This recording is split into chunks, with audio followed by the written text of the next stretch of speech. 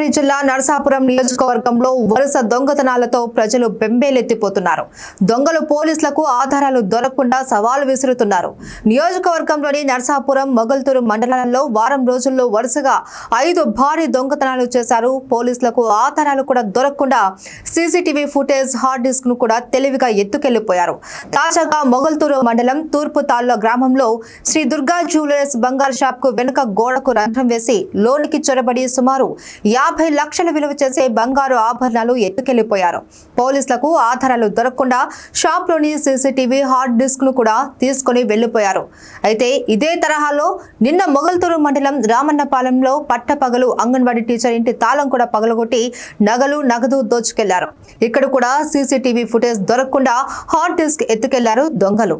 2 రోజుల క్రితం నరసాపురం, మొగల్తూర్లలో 2 దొంగతనాలు చేశారు దొంగలు. పోలీసులు కేసు నమోదు చేసి దొంగతనం జరిగిన ఇళ్లలో క్లూస్ టీమ్ తో దొంగల వేలిముద్రలు సేకరిస్తున్నారు. మొత్తానికి నియోజకవర్గంలో వరుస దొంగతనాలతో దొంగలు పోలీసులకు సవాల్ విసురుతున్నారు. సంఘటనా స్థలాన్ని జిల్లా అడిషనల్ ఎస్పీ సందర్శించారు. నరసాపురం నియోజకవర్గంలో వరుస దొంగతనాలపై క్లూస్ దొరికాయని, త్వరలోనే దొంగలను పట్టుకుంటామని అడిషనల్ ఎస్పీ తెలిపారు. అంతేకాకుండా ఇటీవల జిల్లాలో ఎక్కువగా సైబర్ క్రైమ్లు నమోదవుతున్నాయన్నారు. సైబర్ క్రైమ్లపై ప్రజల్లో అవగాహన కల్పించేందుకు అవగాహన సదస్సులు నిర్వహిస్తున్నామని తెలిపారు అడిషనల్ ఎస్పీ. మొత్తానికి నియోజకవర్గంలో వరుస దొంగతనాలతో స్థానికులు బెంబేలెత్తిపోతున్నారు. దొంగల బారి నుండి తమను రక్షించాలి అని ప్రజలు కోరుతున్నారు.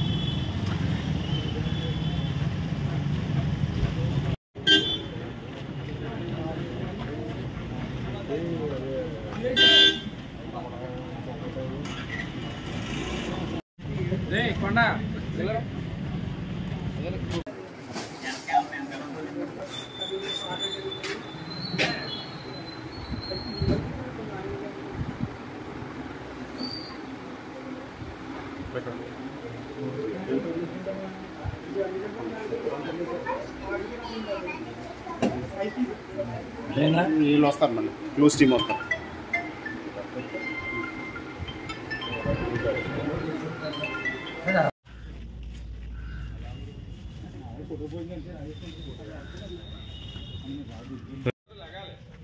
అండి అట్టే వస్తుంది.